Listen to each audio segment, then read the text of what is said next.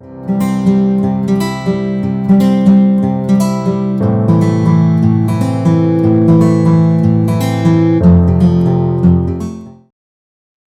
muchas gracias.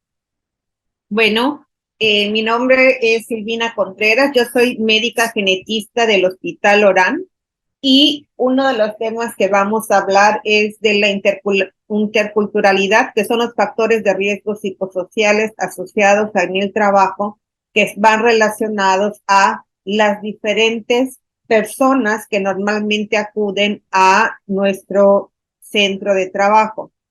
Si hay alguna falta de comunicación o me dejan de escuchar, les agradezco que me avisen por medio del chat.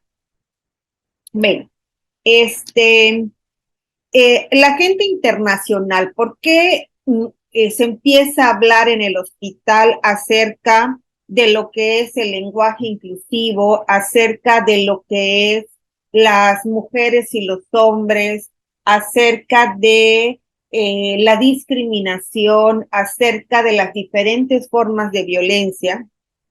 Bueno, esto ocurre porque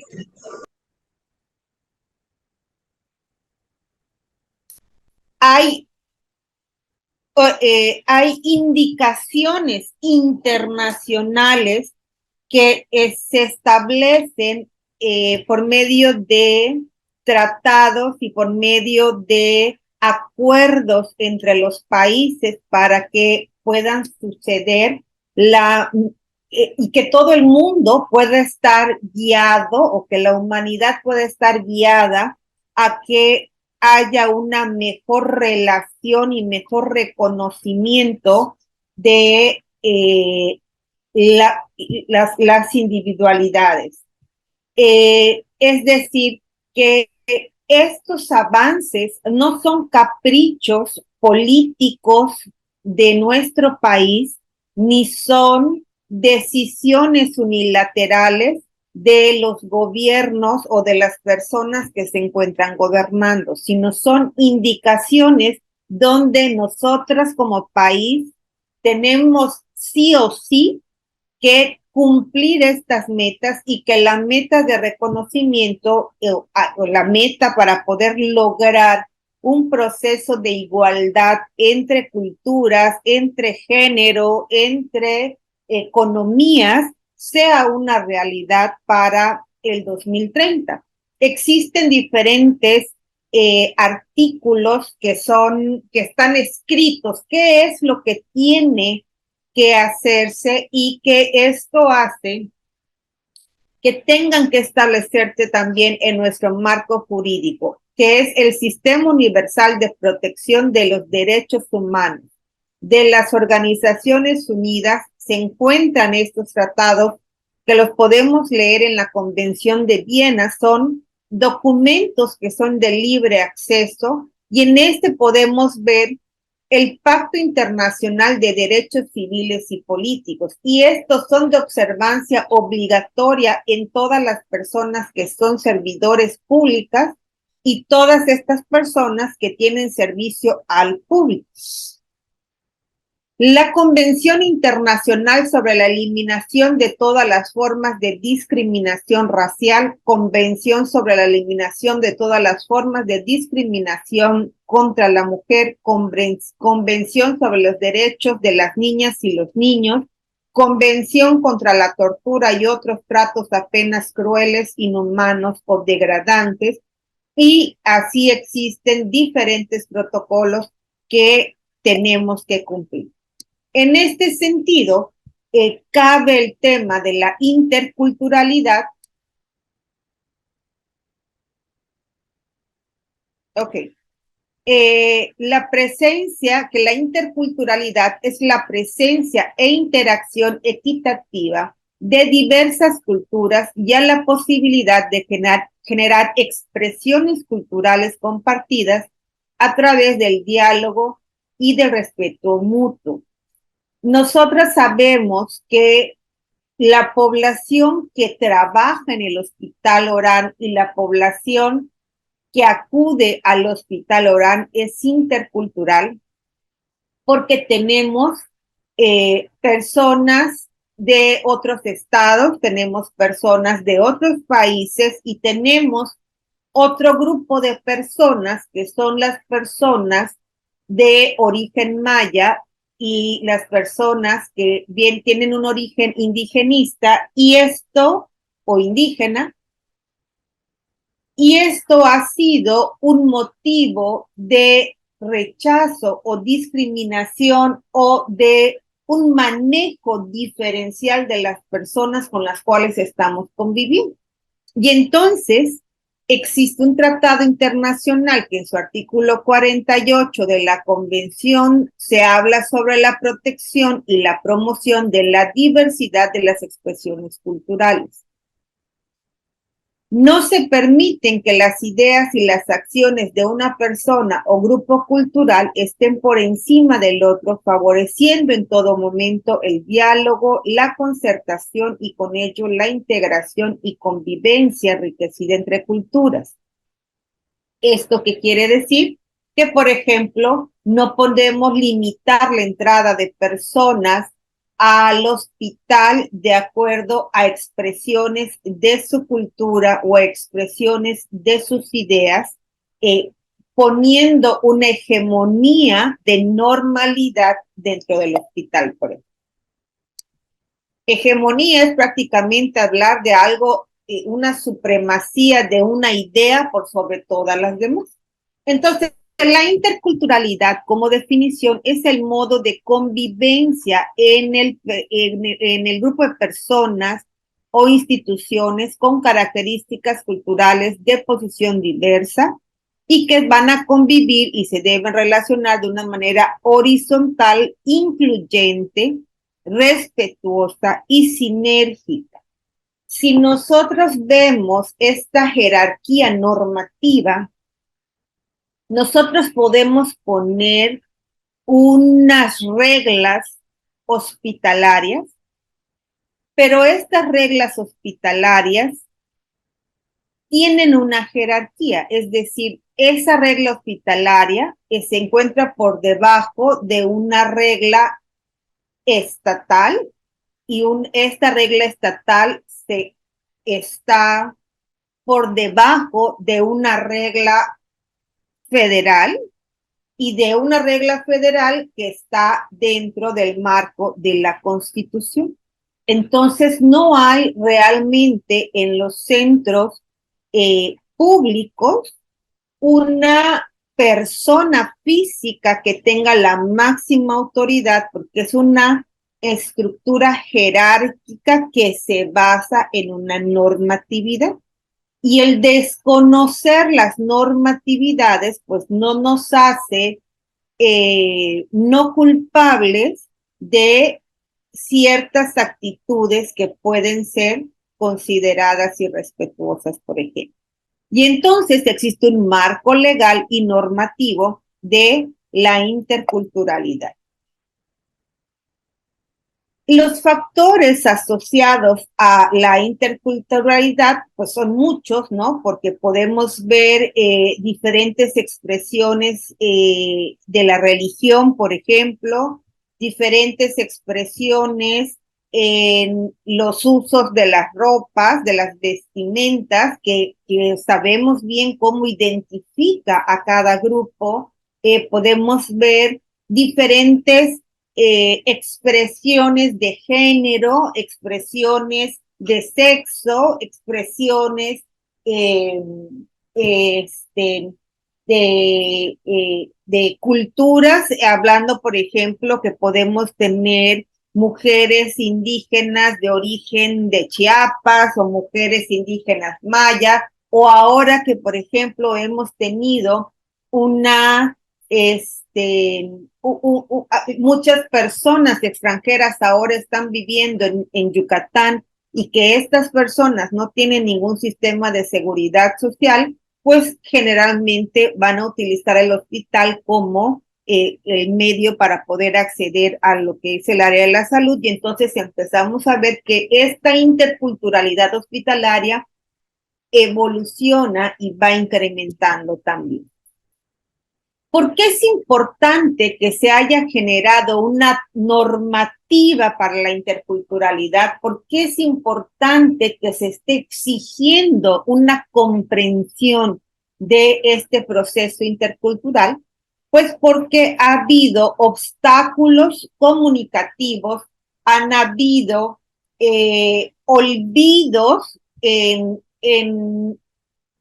cumplimientos políticos para poder hacer que ciertas regiones poblacionales puedan tener el acceso a los mismos derechos que otros. Y si las personas que toman decisiones, que son los grupos políticos, no tienen observancia de estas diferencias de los grupos, pues evidentemente va a haber una discriminación hacia grupos de población y entonces pierden derechos. Y esta normalidad de llevar una vida donde hayan grupos discriminados van empeorando las jerarquías sociales y van empeorando las diferencias económicas. Sabemos que vivimos en un sistema capitalista donde hay sistemas económicos exclusionistas y que sustentan hegemonías ideológicas mediante la discriminación. Ayer precisamente escuchaba un podcast acerca de un tema que ahorita resuena mucho en redes sociales, que es la gordofobia, y precisamente hablaba de cómo los alimentos, si nosotros pensamos en un alimento sano, normalmente pensamos en verduras, a lo mejor en una sandía, a lo mejor en fresas, porque nos han dicho que los frutos rojos son sanos. Pensamos, por ejemplo, en un salmón, pensamos en atún. Y cuando pensamos en alimentos engordativos o en alimentos malos, pues pensamos en una torta de cochinita, en unas gorditas, en una horchata, en un chocolate caliente. Y entonces, ¿cómo en una estructura donde el ser gordo es peyorativo o es visto como algo malo, a la par se va discriminando a la comida nativa de nuestra población como comida mala? Y entonces podemos ver esta asociación de las jerarquías económicas, las jerarquías sociales, que se traducen a las jerarquías alimentarias. Y entonces podemos ver, por ejemplo, en las bodas más elegantes, donde normalmente no van a servir platillos asociados a alimentos gastronómicos típicos de nuestra población, sino más españolizados, por ejemplo. Entonces, este discernimiento entre culturas, donde una cultura es mejor que la otra, estas ideologías donde unas son identificadas como adecuadas o como mejores, son la base para que se produzcan procesos de discriminación y por eso hay que visibilizar que en un mundo que vive en un sistema intercultural, no podemos tener una cultura hegemónica y esto genera diversas formas de violencia. ¿Y qué es la violencia? La violencia es el uso intencional de la fuerza o el poder físico, ya sea de hecho o como amenaza. Es decir, amenazar también es una forma de violencia, ya sea contra una misma, contra otra persona o un grupo de comunidad, que cause o tenga muchas probabilidades de causar lesiones, muerte, daño psicológico, trastorno del desarrollo o privaciones. Es decir, la violencia no necesariamente es por medio del golpe o por medio de la fuerza. También escuchaba ayer un comentario donde decía una de las expresiones de una persona a otra persona halagando su belleza.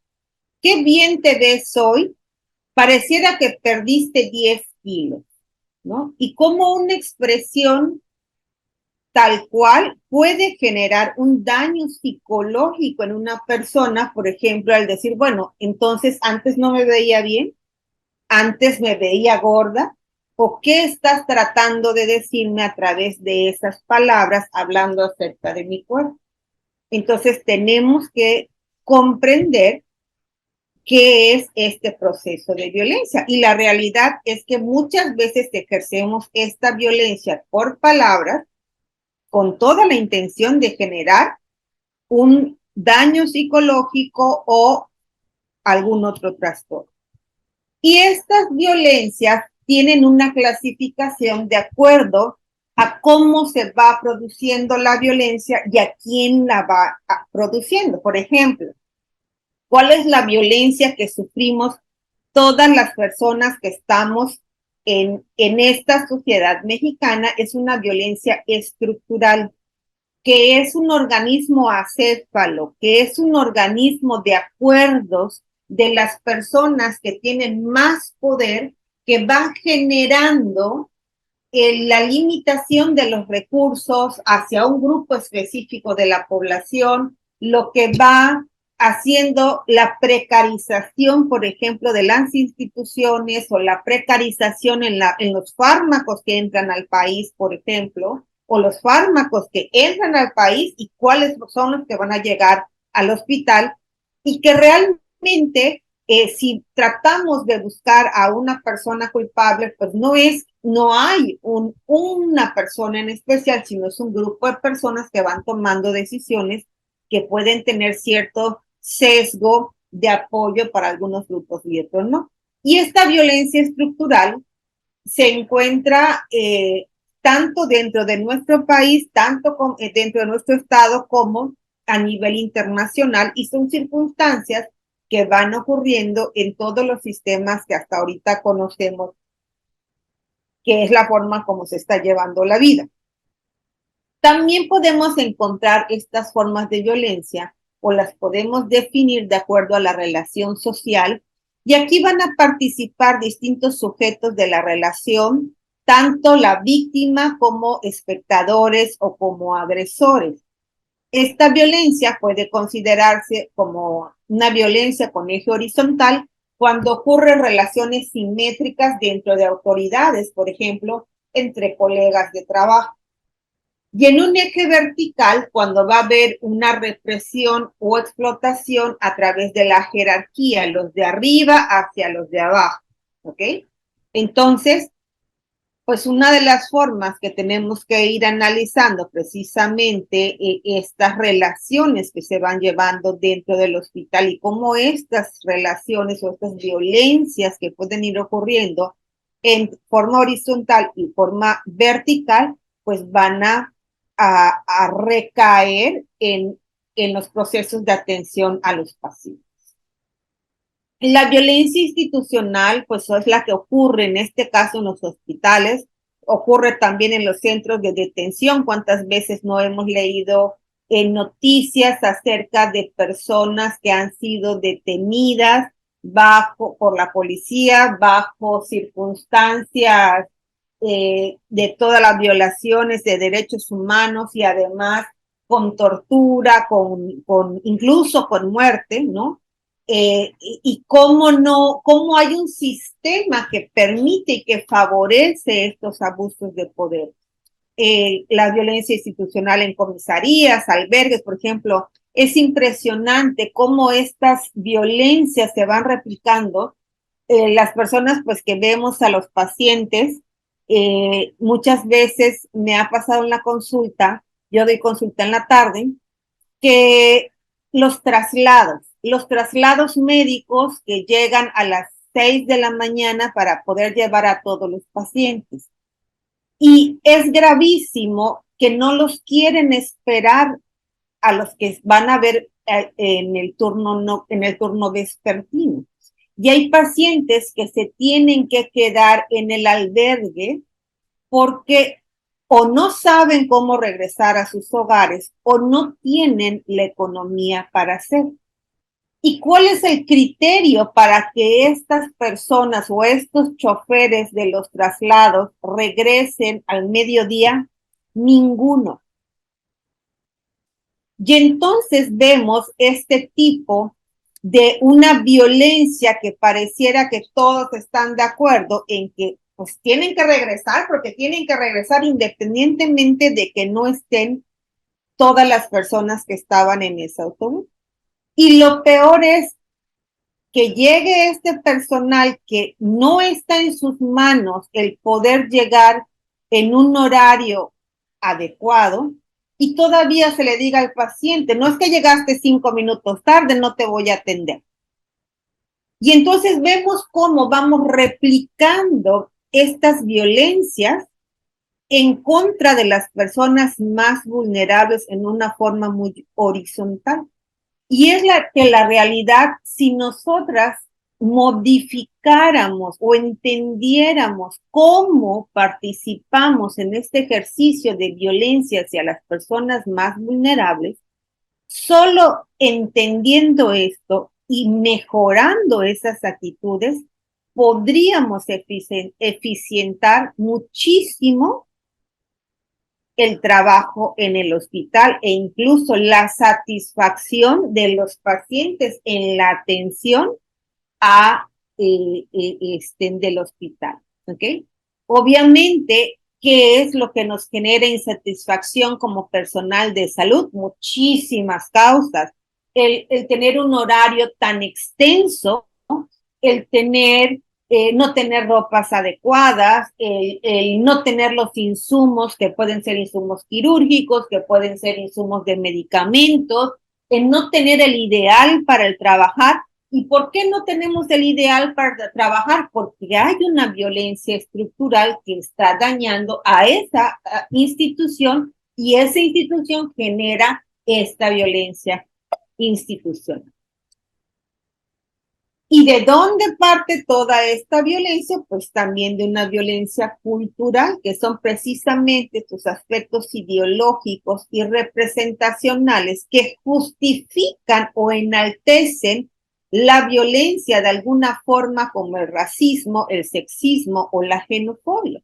Hemos visto muchas veces en redes sociales cuando ocurre algún accidente y siempre decimos, seguro fue un chilango, seguro fue tabasqueño, seguro hubo un robo, o sea, como si las personas yucatecas no cometiéramos ese tipo de delitos. Y entonces, ¿cómo con el lenguaje en eventos tan comunes, incluso en eventos tan externos a nosotros, podemos estar practicando xenofobia? ¿Cómo podemos practicar un sexismo, por ejemplo, si nosotros decimos, bueno, las mujeres que acudan al hospital Orán no pueden entrar con faldas cortas al hospital?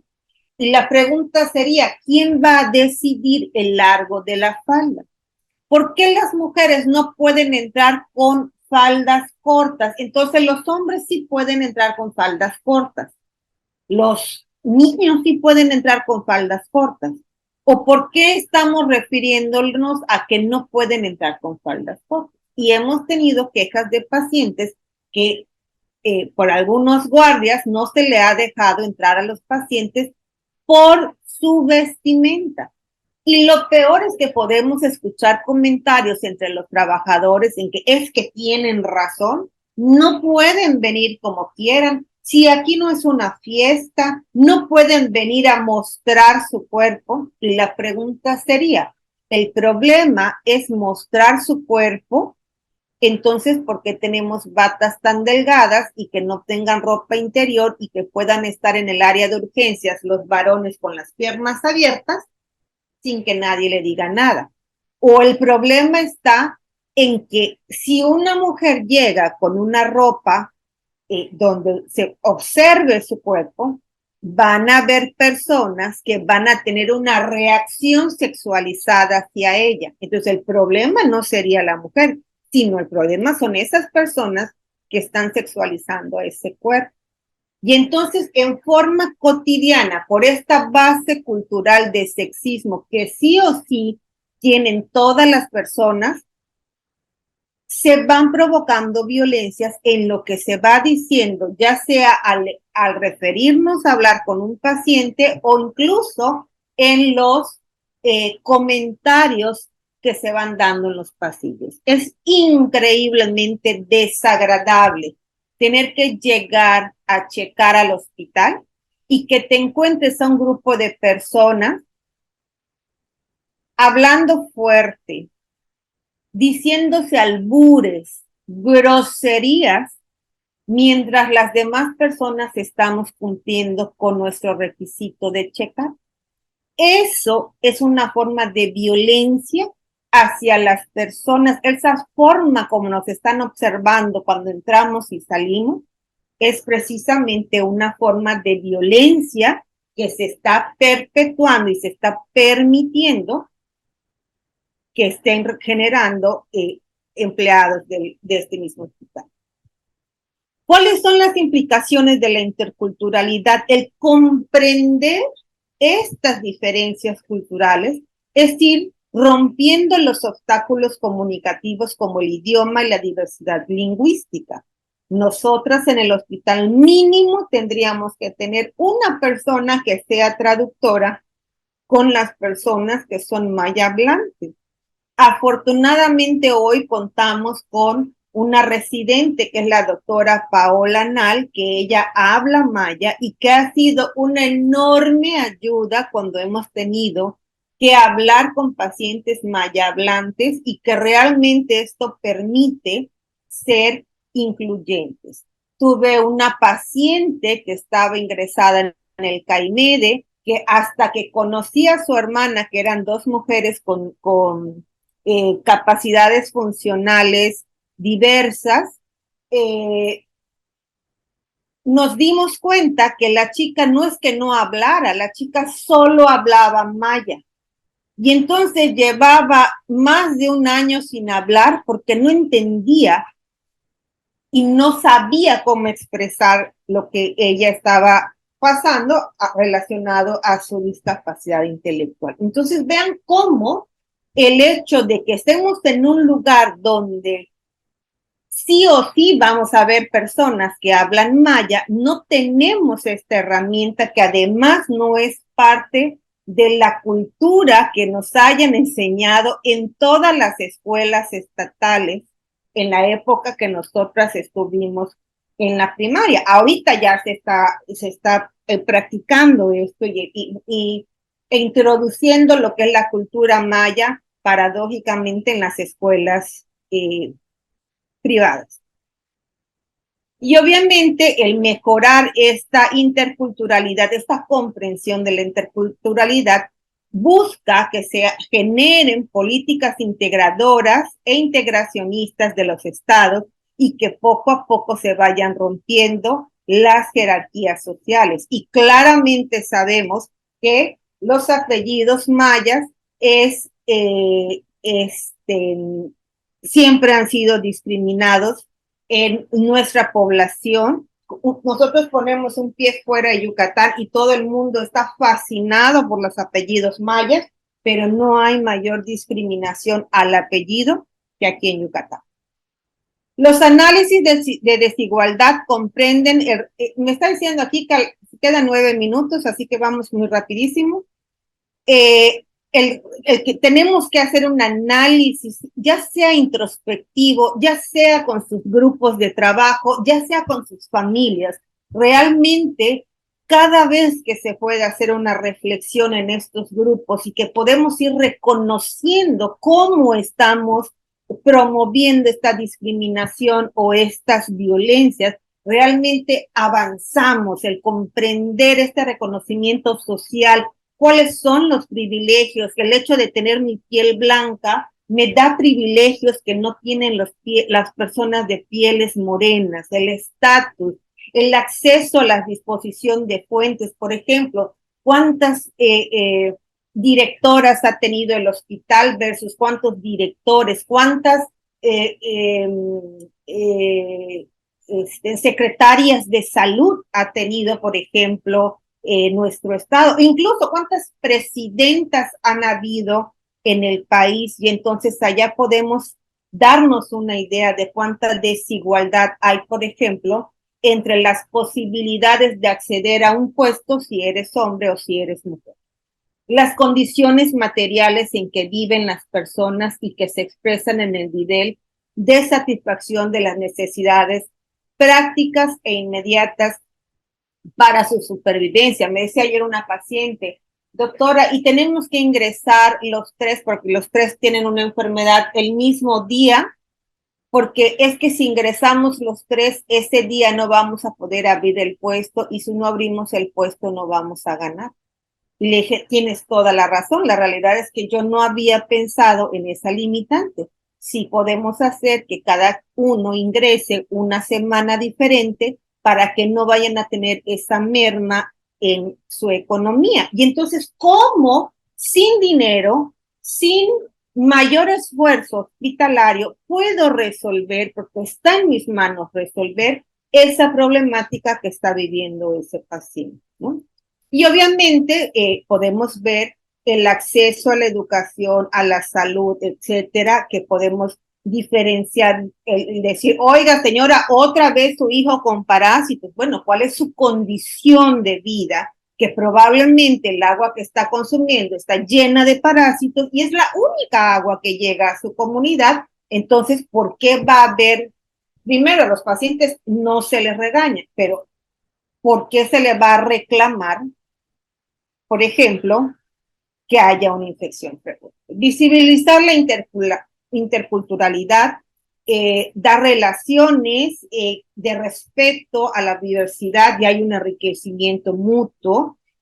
Pueden resolverse muchos eventos mediante este proceso de respeto, esta forma horizontal de cómo vamos enseñando a los colegas, cómo vamos reflexionando juntos, cómo vamos enseñando a las infancias, cómo va cambiando la forma de pensamiento, se va sensibilizando a lo que es la discriminación y cómo vamos corrigiendo esto. Los estudios de interculturalidad se están aplicando en muchísimas áreas, educación, derechos humanos, salud, ¿verdad? Pero realmente se busca que pueda tocar todas las áreas del desarrollo humano, incluso ahora hablando de una bioética especista, que podamos hablar de todas las especies que estamos cohabitando. Hay muchos libros que pueden ustedes documentarse mejor en cuál es el trasfondo global de lo que es la interculturalidad y cómo nosotras en el área de la salud podemos estar haciendo cambios sustantivos en la atención de los pacientes, incluso en la integración de los trabajos. El campo médico, sabemos que todos los que estamos aquí formamos parte de este campo médico. Cada quien tiene funciones que van haciendo que este hospital crezca y donde una pieza empieza a caerse, se cae todo porque tenemos que tener todo ese sistema para que funcione bien. Y el objetivo del campo médico dentro de la interculturalidad es generar estas redes de relaciones objetivas, estructuradas en torno a la regulación y conservación del monopolio del conocimiento. No somos las personas hegemónicas del conocimiento. El conocimiento empírico, el conocimiento tradicional también puede generar curas, también puede generar emociones, ¿sí? Y que cuando hay una concordancia o un entendimiento y un respeto a esa forma de medicina, pues podemos ser más congruentes o podemos llegar a una mejor respuesta, por ejemplo, al tratamiento. Bueno, esto ya habíamos hablado acerca de las diferentes formas de discriminación. Conozco muchísimas de estas formas de discriminación que ocurren en el hospital, ¿no? ¿Qué se espera que cambie con esta plática? Que empecemos a reconocer cuáles son nuestros rasgos de carácter, cuáles son las limitaciones que tenemos en la atención del paciente. ¿Qué pasa si en mi trabajo yo tengo que pesar a un paciente y no lo peso? ¿Qué pasa si me copio el peso que tenía el año pasado el paciente? ¿Qué pasa si no le tomo la presión? ¿Qué pasa si no le explico al paciente qué es lo que tiene? ¿Qué pasa si me burlo del paciente porque antes de acudir a mí acudió con alguna medicina tradicional, ¿no? Reflexionar en los aspectos éticos en los equipos de trabajo, qué podemos hacer para mejorar, qué estamos haciendo mal, realmente solo el otro está haciendo mal o algo estoy haciendo mal yo también que podría mejorar. Tenemos que incluir la formación de derechos humanos tanto en el profesorado, tanto en los administrativos, tanto en los operativos, en todas las personas, porque los derechos humanos no tienen una jerarquía que solo deben de ser las máximas autoridades. Al contrario, la única forma de que un trabajador pueda exigir sus derechos es conociendo sus derechos. Hacer una introspección del comportamiento, tener una actualización humanística, especista y con perspectiva de género, una evaluación de salud mental periódica, porque lo que vemos en el hospital con los pacientes también duele. Y, por supuesto, tener certificaciones médicas, certificaciones en docencia, certificaciones en ética e investigación. Por ejemplo, la población que más tiene maestría y doctorado dentro de nuestro hospital es de enfermería. Y nos está faltando desarrollo de investigación desde este grupo y que este grupo, por ejemplo, de enfermería, pueda tener médicos que puedan estar trabajando en estas investigaciones que ellas tienen más conocimiento, ¿no? Bueno, la parte de perspectiva de géneros, lo que hemos hablado de todas, todos y todes, que hay mucha, el tener la conciencia social, el activismo, el aprendizaje, cómo tenemos que modificar el lenguaje, porque si una persona que nació con un sexo de mujer y que se llama María, pero resulta que ella ahora se reconoce como él y que quiere que le llamen Juan, ¿por qué me siento con la autoridad de decirle, no, es que tú naciste María y yo te voy a llamar María? ¿Y por qué puedo ser tan irrespetuoso de decir, bueno, te quieres llamar Juan? Pues te voy a llamar Juan. No quiero llamarte por tu nombre, pues te llamo por tu apellido. Pero hay muchas formas como podemos hacer esta circunstancia. Entonces, cuando hablamos del lenguaje, ¿no? Cómo el lenguaje media la relación entre el individuo y su ambiente social y natural. Entonces, no es solo lenguaje. ¿Cuántas veces ustedes han salido del país y ponen un pie en el aeropuerto y les dicen, eres yucateco? ¿No? Entonces, ¿cómo el reconocimiento de nuestra entonación, el reconocimiento de las palabras que utilizamos, que muchas veces son palabras mayas y que ni siquiera sabemos que realmente esas son palabras mayas y que nos dan una diferencia? Me acuerdo cuando yo estaba viviendo en Monterrey haciendo la residencia y me dijeron, oye, ya llevas 3 meses viviendo en Monterrey, ¿por qué sigues hablando como yucateca? ¿No? Y entonces una dice, bueno, ¿y qué tiene de malo que yo hable como yucateca? Y entonces empezamos a reflexionar cuántas veces en nuestra cultura hemos estado sufriendo este tipo de violencia, ¿no? Y obviamente el lenguaje pues se traduce en cómo vamos clasificando a las personas. Respetar las culturas indígenas como sinónimo de sociedad, no como sinónimo paternalista de que tenemos que cuidar porque no saben tomar decisiones, porque no saben hablar español, porque no tienen educación escolarizada y entonces como no saben, yo tengo que tomar decisiones por estas personas y entonces esto es lo que tenemos que sacar de la mente, porque la realidad es que sepan cosas diferentes a lo que sabemos nosotros, no significa que no saben, no significa que no tengan experiencia, no significa que no tengan entendimiento. ¿Okay? Obviamente, ¿qué es lo que está haciendo que cada vez hayan más culturas que se están combinando o que están conviviendo? Pues precisamente estos procesos de globalización, también conocidos como mundialización, y esto va generando las reflexiones de la democratización de la cultura política, de los ordenamientos jurídicos y económicos, y pues al pertenecer a una organización de las Naciones Unidas, pues vamos aprendiendo de las diferentes formas erróneas que pueden estar sucediendo en otros grupos de población y vamos evolucionando. Todos los días vamos evolucionando en conocimiento, en entendimiento, en las modas, por ejemplo, cuando hablamos de los cambios de la moda, vamos hablando precisamente de una evolución del entendimiento social de lo que son las vestimentas, por ejemplo, la introducción de otras lenguas, como podemos ver ahorita que hay un montón de tiendas que tienen nombres en inglés y se han ido perdiendo estas tiendas que tienen nombres en maya, por ejemplo, ¿no?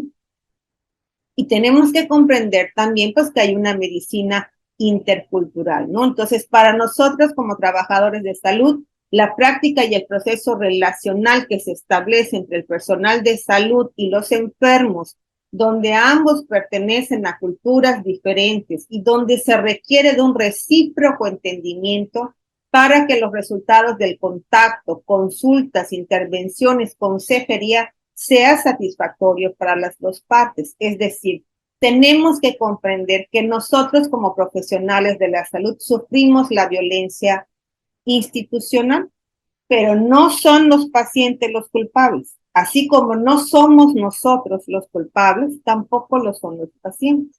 ¿Y qué es lo que suele pasar? Que suele haber una violencia de los de arriba hacia los de abajo. Es un imperativo ético personal que no únicamente depende de las instituciones donde el personal de salud se encuentra adscrito, sino también de cada uno de nosotros como trabajadores. Hay muchas pláticas, muchos informes, muchas banderas que se hablan con relación a la interculturalidad, cómo se va segregando a los pueblos, cómo va disminuyendo la cantidad de personas que es puramente maya hablante y qué es lo que está sucediendo, pues se está tratando de rescatar esta marginación que han habido de los diferentes grupos y esta hegemonía que hemos tenido las personas mestizas, que tenemos unas características físicas más acercadas a esta hegemonía española, pues obviamente ahorita lo que se está tratando es de rescatar ese conocimiento y rescatar estas culturas y poder hacer una forma más horizontal de vida donde pueda haber respeto, sin violencia, sin discriminación, etcétera. Y bueno, con esto yo ya termino la presentación.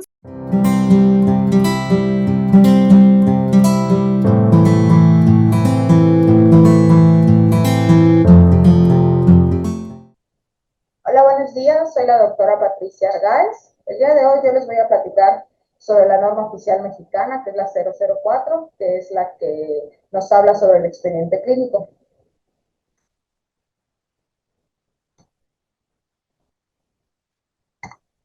Okay.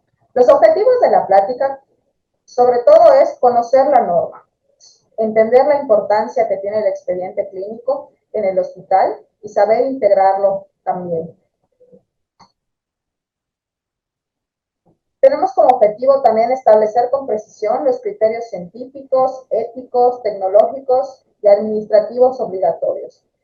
En el expediente clínico sabemos que hay una integración de él, debemos de conocer su uso, su manejo, la importancia que tiene el archivo clínico, cuál es la importancia de la conservación del expediente clínico, titularidad y la confidencialidad del mismo. Como sabemos, la norma del expediente clínico es una herramienta de uso obligatorio para el personal de área de la salud. No solamente para nosotros como sector público, sino también para el sector social y los sectores privados. Las autoridades competentes que pueden solicitar un expediente clínico son autoridades judiciales, órganos de procuración de justicia, autoridades administrativas. Como sabemos, el expediente clínico es un instrumento que utilizamos todos los días en el área hospitalaria y es de gran relevancia para la materialización del derecho a la protección de la salud. En el expediente clínico podemos encontrar documentos que pueden ser gráficos, imagenológicos, electrónicos, pueden ser documentos escritos, etcétera. Su uso, el uso del expediente puede ser de uso médico, uso jurídico, de enseñanza. En ese hospital, como sabemos, es un hospital de escuela, puede ser para uso de investigación, de evaluación, administrativo y también estadístico. En él se plasman los momentos del proceso de la atención médica. También podemos encontrar en él las diversas intervenciones del personal del área de la salud en el paciente y sobre todo podemos encontrar también el estado de salud del paciente. Para el uso de la norma es necesario también que se conozcan otras, como están la 003 para la disposición de sangre humana y sus componentes con fines terapéuticos, esto es para el caso en el que se realizan transfusiones. Tenemos otra norma como es la 006 para la práctica de anestesiología, la 046 que es contra violencia familiar, sexual y contra las mujeres, criterios para su prevención y atención. En este listado podemos ver aquellas normas las cuales también son de importancia para el manejo del expediente clínico. Esta norma, o sea, la 004, ratifica la importancia de que la autoridad sanitaria garantice la manifestación de la voluntad del paciente de ser o no atendido en la unidad hospitalaria, de recibir procedimientos clínicos o quirúrgicos, para lo cual el personal de salud debe recabar su consentimiento, previa información y explicación de los riesgos posibles y beneficios esperados. Un aspecto muy fundamental de la norma 004 es el reconocimiento de la titularidad del paciente sobre los datos que proporciona al personal del área de la salud. En este sentido, se ha considerado aquellos datos que se refieren a su identidad personal y los que proporcionan en relación con su padecimiento. A todos ellos se le considera información confidencial. Como comenté, también una de algunas áreas que son importantes para la conservación del expediente van a ser lo que es en el archivo. Los prestadores de servicios de salud están obligados a integrar y conservar el expediente clínico. Se considera que son 5 años a partir de la última nota o acto médico realizado. Esto quiere decir que estos documentos deben de permanecer en el archivo durante 5 años. Debe contener establecimiento, tipo, nombre o institución y domicilio, la razón y denominación social del propietario o concesionario, los datos del paciente, que son el nombre, el sexo, la edad y el domicilio. Para efectos de manejo de información del expediente clínico se debe tomar en cuenta lo siguiente. Datos que posibiliten la identificación del paciente no deben ser divulgados o dados a conocer. Como comentamos, es muy importante que se mantenga la confidencialidad. Se requerirá la autorización escrita del paciente, tutor o representante legal cuando sea necesaria la publicación o divulgación de datos personales contenidos en el expediente clínico para efectos de literatura médica, docencia, investigación o fotografías que posibiliten la identificación del paciente. Se pretende proporcionar los datos a terceros. Los profesionales de la salud están obligados a proporcionar información verbal al paciente. Cuando se requiere un resumen clínico u otras constancias del expediente clínico, debe ser solicitado por escrito. El expediente clínico cuenta, como sabemos, aquí los conocemos en el hospital, esa carpeta que se maneja todos los días, rosada, que debe ser la cubierta o carpeta, debe contener una hoja de frontal, notas de trabajo social, notas de los nutriólogos, fichas laborales, lo que se considere necesario. Podemos encontrar en ellos las historias clínicas, diversas notas de las áreas en las que el paciente pasa por el hospital, sus notas de ingreso, las notas de evolución, las notas de referencia cuando se requieran, las notas de egreso, hojas de enfermería, las cuales también son muy importantes que se encuentren dentro del expediente clínico. Cuando hablamos de las notas médicas, se requiere que estas notas cumplan con ciertos requisitos, los cuales están establecidos en la norma. El expediente clínico se integrará atendiendo los servicios genéricos, Estos son la consulta general, especialidad, urgencias, hospitalización. Cuando en un mismo establecimiento para la atención médica se proporcionan varios servicios, deberá integrarse un solo expediente clínico por cada paciente, en donde consten todos y cada uno de los documentos generados por el personal que intervenga en su atención. Esto, como por ejemplo en este hospital, sabemos que hay algunos pacientes que en algún momento ingresan al hospital de manera directa por el área de urgencias, posiblemente se les dé de alta y posteriormente el paciente regrese para la consulta externa o para ser intervenido en alguna cirugía programada, etcétera. Esto significa que no se va a realizar un expediente por cada vez por cada área al que el paciente visite el hospital, no, sino que es un solo expediente que va a tener el paciente y donde podemos encontrar plasmados su estancia en el área de urgencias, las veces que viene a consultar a la consulta externa, valga la redundancia, o las veces que ingresa a algún otro servicio del hospital. Las notas deben tener, como dijimos, se deben cumplir ciertos requisitos. Entre ellos están el nombre completo del paciente, que se incluye sus dos apellidos en caso que los tenga, nombres completos, la edad, el sexo, el número de cama, el número de expediente, fecha en que se realiza la nota médica, la hora en que se está realizando, nombre completo y firma de quien elabora la nota médica. Este dato es muy importante, que no únicamente poner la firma, sino que hay que poner el nombre completo de en este caso de los médicos, que son quienes son los encargados de realizar las notas médicas, con su nombre completo, no únicamente poner su apellido. Y sobre todo, bueno, hoy por hoy nos están pidiendo por otras cuestiones de acreditación, también que pongan su cédula profesional.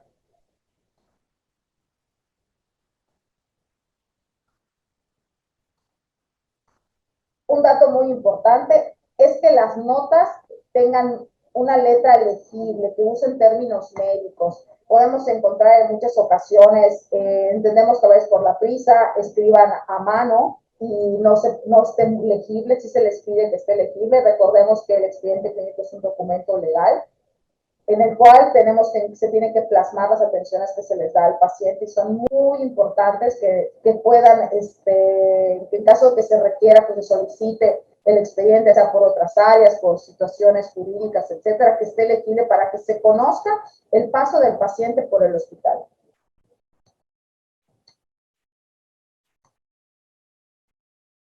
En general, de las notas médicas, como dijimos, debe estar el nombre del paciente, fecha, hora de elaboración, la edad, sexo, muy importante igual lo que son los signos vitales, resumen del interrogatorio, la exploración física del paciente, resultado de estudios de servicios auxiliares de diagnóstico y tratamiento. Esto es de que si a los pacientes se les solicita en estudios de rayos X, pedir que las interpretaciones estén, los diagnósticos o problemas clínicos que tenga el paciente, plan de estudios y el tratamiento. Esto incluye que hay que poner ahí en las notas el tratamiento que se está indicando, con dosis, periodicidad, el pronóstico y volvemos a hacer énfasis en el nombre completo, cédula profesional y firma del médico quien elabora la nota.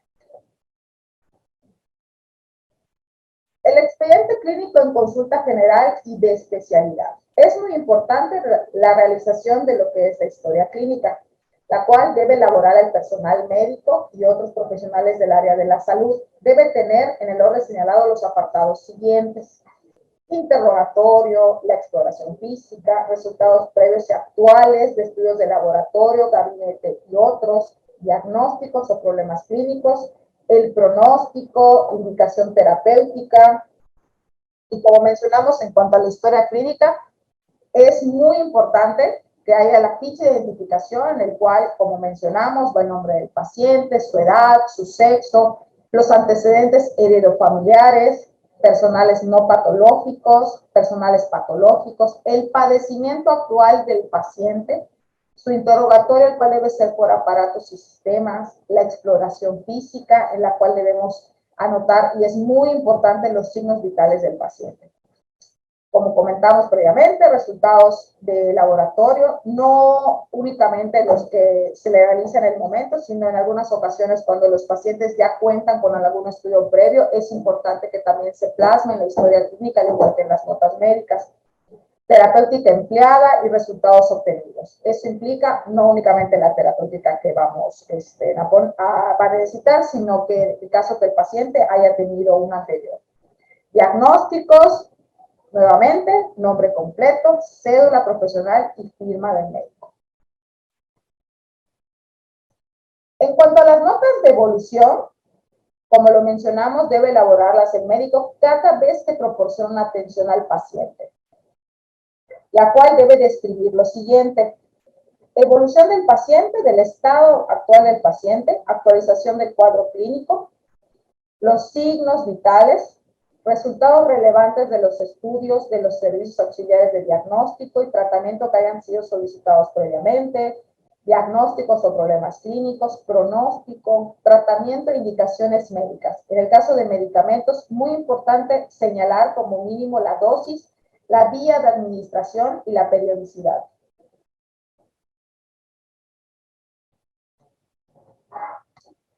Las notas de interconsulta, en caso que se requiera, debe elaborarla también el médico.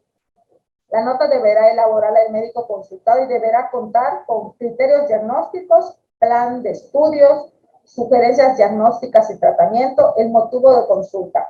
Y sobre todo, esa nota de interconsulta debe quedar en el expediente. En caso de que se requiera referir o trasladar al paciente, la debe elaborar un médico del establecimiento y deberá también anexarse copia del resumen clínico con que se envía al paciente. Debe constar de establecimiento que envía, establecimiento receptor, resumen clínico que incluirá como mínimo el motivo por el que se está trasladando al paciente, la impresión diagnóstica del paciente y la terapéutica que empleada en caso de que se haya realizado. Muy, muy importante que las notas de referencia, en caso de que tengamos un paciente en este hospital el cual ya no pueda seguirse manejando aquí porque requiera otro tipo de atención, es muy importante que se quede una copia en el expediente, no únicamente proporcionarlo, en este caso, al familiar o al paciente para que vaya a su unidad, sino que debe estar plasmada en el expediente esa copia. En cuanto hablamos de las notas médicas de urgencias, debe elaborarla el médico, como se ha comentado, y deberá contener la fecha en la que se da la atención, la hora, los signos vitales del paciente, el motivo por el que se está atendiendo al paciente. Debe haber un resumen del interrogatorio, exploración física y estado mental en su caso.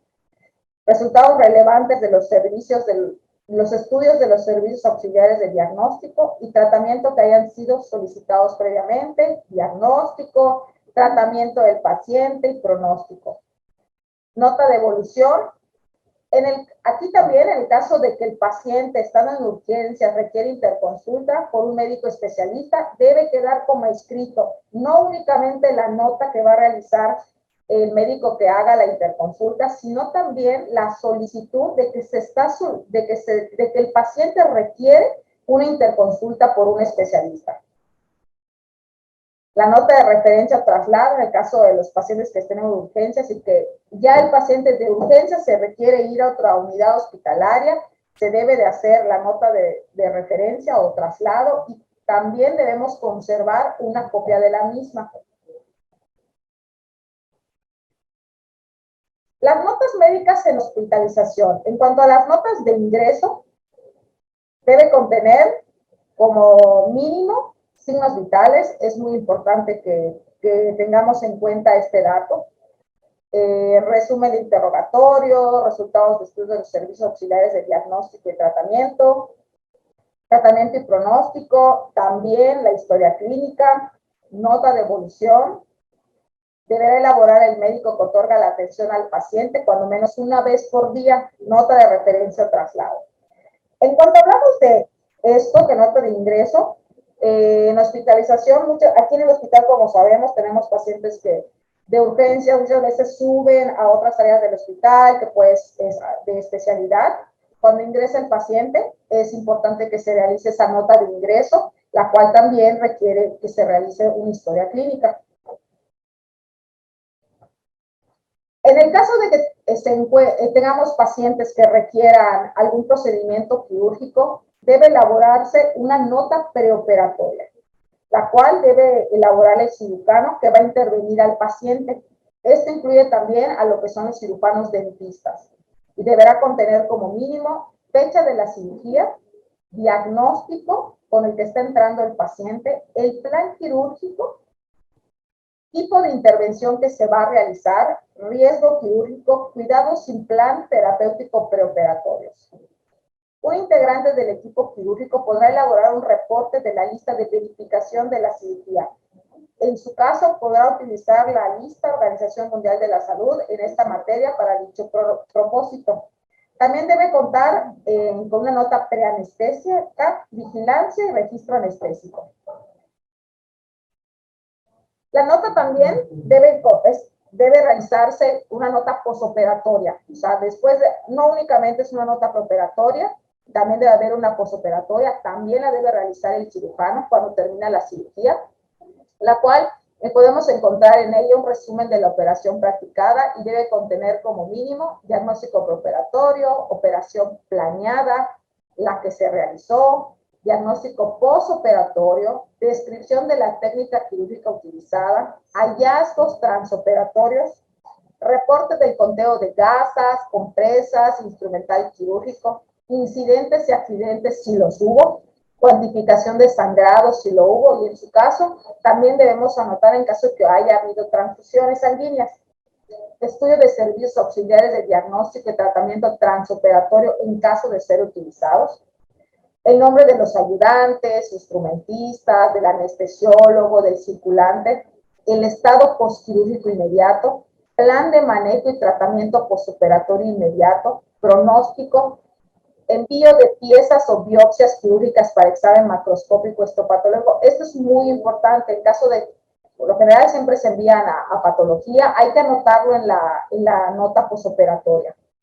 Otros hallazgos de importancia para el paciente relacionados con el quehacer médico y sobre todo nombre completo y firma del responsable de la cirugía. Como comenté previamente, debe de anotarse no únicamente el apellido, hay que poner, el doctor debe poner su nombre completo y su firma. Cuando hablamos de las notas de egreso, también deben ser elaboradas por los médicos.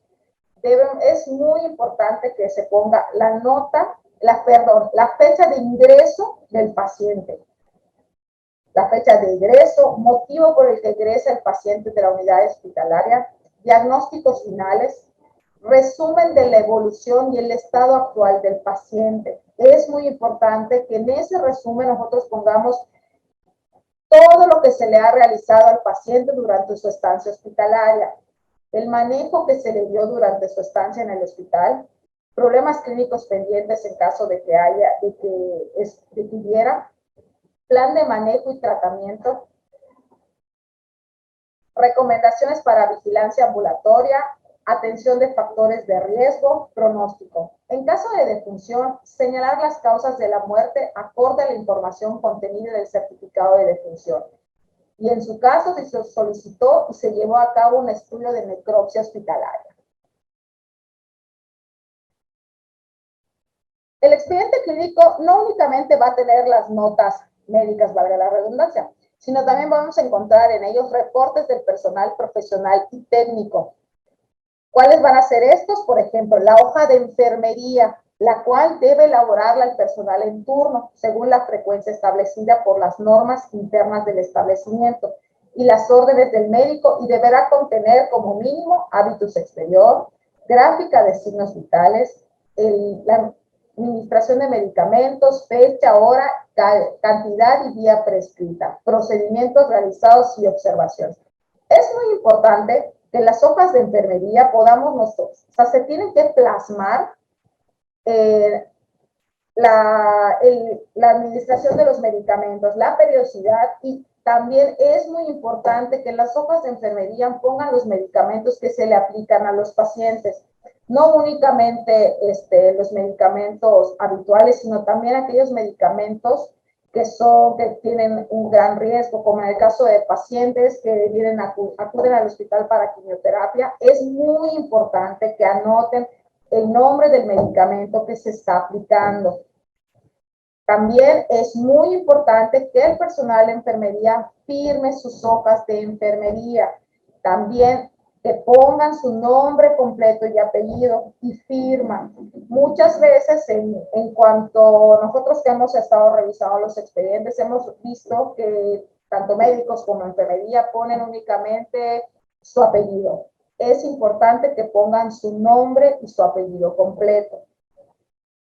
Los servicios de auxiliares de diagnóstico y tratamiento. Esto debe elaborar el personal que realizó el estudio y debe contener como mínimo la fecha y la hora del estudio, identificación del solicitante, el estudio que se solicitó, problema clínico del estudio, resultado del estudio, incidentes y accidentes si los hubo, identificación del personal que realizó el estudio, nombre completo y firma del personal que informa.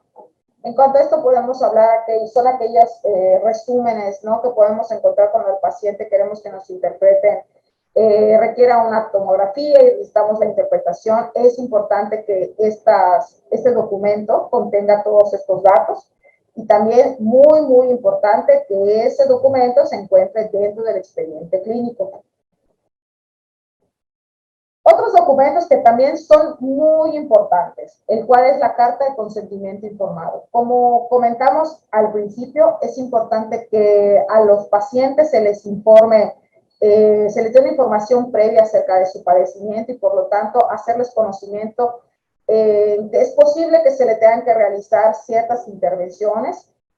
Es importante que se les explique de manera detenida y que ellos estén conscientes y puedan firmar este documento, en el cual debe estar el nombre de la institución a la que pertenezca el establecimiento, en su caso, nombre, razón o denominación social del establecimiento, título del documento, lugar y fecha en que se emite, acto autorizado, señalamiento de los riesgos y beneficios esperados del acto médico autorizado, autorización al personal de salud para la atención de contingencias y urgencias derivadas del acto autorizado, atendiendo al principio de libertad prescriptiva, nombre completo y firma del paciente, firma del familiar más cercano en vínculo que se encuentra presente, del tutor o los representantes legal. En algunas ocasiones, cuando el paciente por cuestiones de salud no puede ser, o por menor edad, no puede firmar, es importante que para eso se solicita la firma de un familiar. En este hospital podemos también tener, en ese documento está el apartado donde es importante que también firmen los testigos. También se solicita que no únicamente se ponga apellido, es importante que pongan su nombre completo y apellidos completos. Nombre completo y firma del médico que proporciona la información y recaba el consentimiento para el acto específico que fue otorgado. En su caso, se sentarán los datos del médico tratante. Nombre, como comenté, completo y firma de 2 testigos.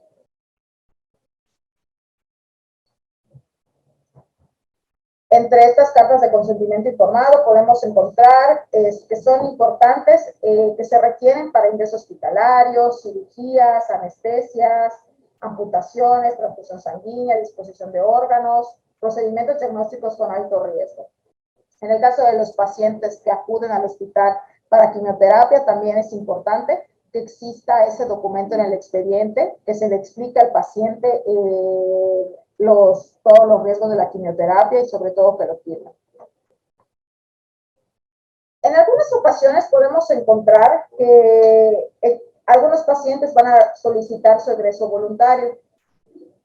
Este documento, por medio del cual el paciente, el familiar más cercano, tutor o representante legal, solicita su egreso con pleno consentimiento de las consecuencias que dicho acto pudiera originar. Cuando el egreso sea voluntario, aún en contra de la recomendación médica, la hoja se elaborará conforme a lo dispuesto en el artículo 79 de la Ley General de Salud en materia de prestación de servicios de atención médica. Relevará de responsabilidad al establecimiento y médico tratante. En el caso de egreso voluntario, para continuar el tratamiento médico en otro establecimiento para atención médica, La hoja deberá tener el nombre y firma del médico que la autoriza. Es muy importante que si el paciente solicita su egreso voluntario, se le expliquen las consecuencias de dicha solicitud o dicho acto que quiere realizar, para que nosotros como hospital quedemos avalados de que al paciente se le explicó y que hoy por hoy pues es su responsabilidad. Debe contener esta nota: nombre y domicilio del establecimiento, fecha y hora del egreso, nombre completo del paciente o del representante legal, en su caso, edad, parentesco, nombre y firma de quien solicita el egreso, un resumen clínico, las medidas recomendadas para la protección de la salud del paciente y para la atención de los factores de riesgo. En su caso, nombre completo y firma del médico que otorga la responsiva, nombre completo y firma del médico que emite la hoja y nombre completo y firma de los testigos. Esta nota de egreso voluntario también debemos de nosotros, así como proporcionar una hoja al paciente, nosotros debemos conservar una en el expediente clínico. Esto es muy, muy importante. En el caso de que haya que notificar al Ministerio Público, la hoja de notificación debe contener igual el nombre del establecimiento, fecha de elaboración, identificación del paciente, acto que se notifica, reporte de lesiones del paciente en su caso, agencia del Ministerio Público a la que se notifica y nombre completo y firma del médico que realiza dicha notificación. Es muy, muy importante que el expediente se encuentre en orden. Como sabemos, aquí en el hospital se maneja una carpeta rosada, pueden encontrar en ella, si la abren, el orden en el que tienen que estar los documentos. Es importantísimo que mantengan ese orden. Porque como sabrán, también se realiza la evaluación del expediente clínico, en el cual se evalúa la calidad del expediente a través de organismos colegiados internos o externos. Para tal efecto se utiliza el modelo de evaluación del expediente clínico integrado y de calidad. Recordemos que en este hospital se manejan programas, los cuales requieren que se mantenga una calidad del expediente clínico. Esto implica que esté en orden, que las hojas estén firmadas, que haya letras legibles, que en el expediente podamos encontrar plasmados todo lo que se le ha realizado a los pacientes. Recordemos que el expediente clínico es un documento muy importante, es un documento legal en el cual podemos encontrar el paso del paciente en el hospital. ¿Qué ha afectado mucho al expediente clínico? El uso de abreviaturas. Muchas veces encontramos expedientes en desorden o expedientes incompletos. En cuanto a las historias clínicas, algunas veces no hay historias clínicas en los expedientes, omisiones en los registros de interrogatorio. En cuanto a las notas médicas, la falta de firma, nombre completo y historia profesional del médico. Algunas veces se omiten los signos vitales. En cuanto a las notas de enfermería,